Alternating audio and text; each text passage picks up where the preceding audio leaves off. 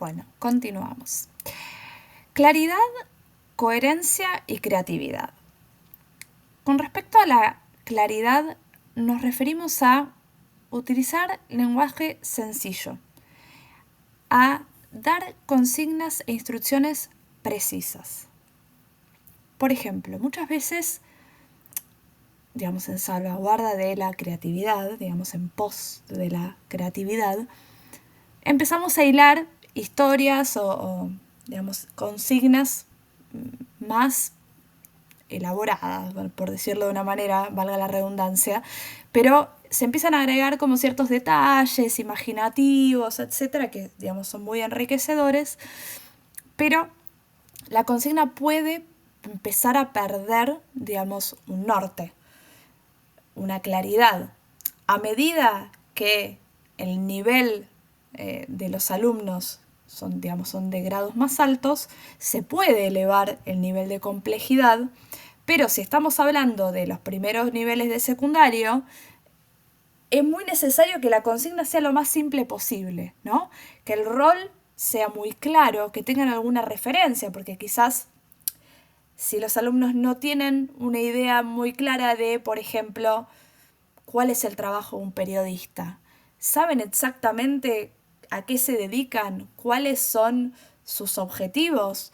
Entonces, quizá vale la pena tomarse un tiempo para conversar sobre los roles asignados, para conversar sobre la consigna imaginaria, ficticia que se diseñó y tratar de que en la redacción quede muy claro qué es lo que tienen que hacer. De nuevo, en la clase que viene ya lo vamos a llevar a la práctica y que puedan analizar directamente consignas y que puedan debatir sobre eso y luego en el encuentro sincrónico obviamente podemos intercambiar sobre, profundizar en qué más se podría haber hecho, cómo se podría haber hecho distinto, porque la idea es que justamente no haya muchas dudas con respecto a qué tienen que hacer y cuál es el rol y qué es lo que ese rol debería más o menos pensar, a qué apunta, cuál es su objetivo, ¿no? El objetivo tiene que estar claro.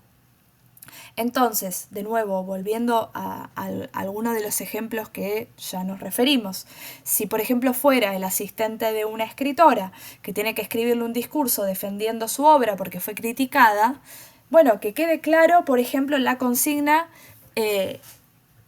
los periodistas se tienen que ir de la conferencia de prensa convencidos de que, los recursos literarios, metáfora, tal y tal, se utilizaron de forma precisa, frecuente, creativa, no sé.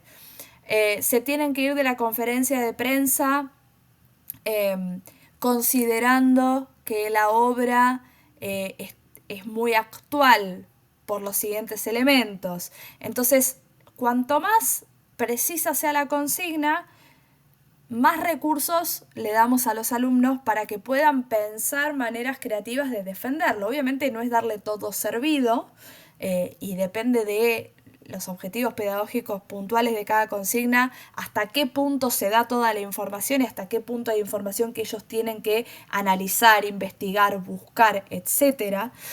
Pero la idea es que tengan bien claro a qué tienen que apuntar, porque si no, lo más probable que suceda es que lleguen a implementar la actividad y que las respuestas no sean las esperadas, que en esa imaginación y que en ese escenario ficticio quizás inventen argumentos o hagan análisis que quizás no tengan que ver con la asignatura, con los elementos y con los conocimientos puntuales que a ustedes les hubiera gustado o esperaban que se desarrollaran, sino quizás con otras cuestiones de la vida real, ¿no?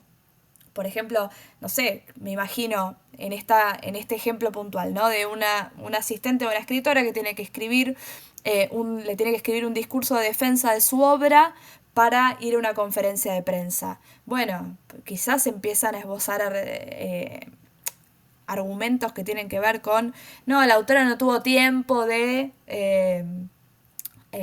dedicarse a hablar de la situación política en el libro, ¿no? La autora como es de un país y quizás empiezan a inventar elementos que no tienen nada que ver con lo que ustedes hubieran querido que analizaran. Entonces, en ese sentido, la claridad es un elemento clave para que realmente los objetivos pedagógicos que se plantean se cumplan.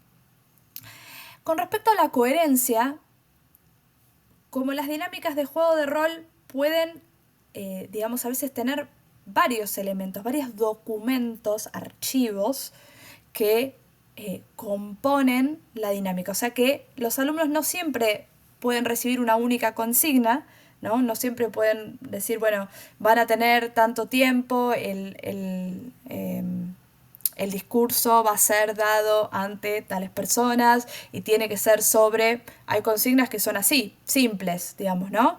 Y hay consignas que son más complejas. Por ejemplo, una misma conferencia de prensa se puede pensar que el material que sea de investigación son recortes de artículos anteriores. Entonces ya tienen como varios recortes que tienen que leer y luego, por ejemplo, hay un documento que es un correo electrónico, un mail, que le llega del jefe de editorial al periodista para informarle que él es la persona o que ella es la persona seleccionada para ir a entrevistar a X rol.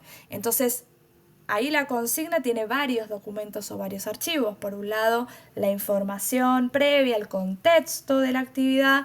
Por otro lado, la consigna. Entonces, lo importante es que no se pisen esos documentos, ¿no? Que si la consigna dice que tienen que analizar hechos que sucedieron la semana del 8 de marzo, que luego los recortes hagan referencia a esas mismas fechas, porque si no van a leer uno y otro archivo y no van a entender por qué hay diferencias de fechas. Por ejemplo, que si en la consigna, por ejemplo, en este correo electrónico, se señala que tienen que reunirse con determinada persona, y porque estuvo involucrada en hechos que se van a conversar en la conferencia de prensa, el contexto tiene que decir que esa persona estuvo involucrada en esos hechos. ¿Se entiende a lo que se apunta? O sea, tienen que tener correlato los documentos, los archivos, las consignas con el contexto, de forma tal que una vez que los alumnos o las alumnas reciban eso, no encuentren incoherencias, ¿no? Que sea todo consistente y que eso no genere confusión, porque si genera confusión, luego van con dudas a la actividad y ahí es a donde se puede afectar la consecución de éxito. Mismo la coherencia de la logística de la actividad. Por ejemplo, si se dividen en grupos y no todos los grupos participan de la misma dinámica, sino que, por ejemplo, se hacen distintas rondas. Por ejemplo, a las 11:10 de la mañana exponen los equipos 1 y 2. A las 11:30 de la mañana exponen los equipos 3 y 4.